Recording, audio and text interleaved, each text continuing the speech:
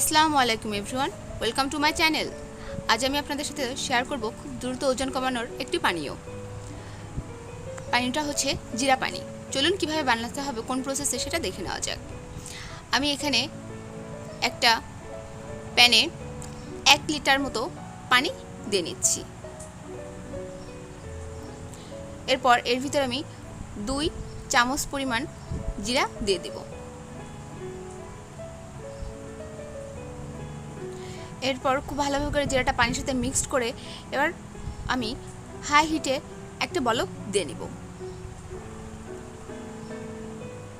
এভাবে করে একটা বলক দেওয়া হয়ে গেলে আমি গ্যাসটা অফ করে দিয়ে আমি এটা একটা ঢাকনা দিয়ে ঢেকে দিব।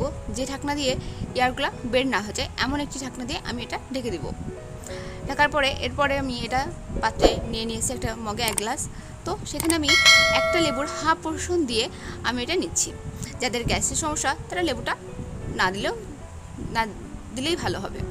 তো এরপর এটা আমি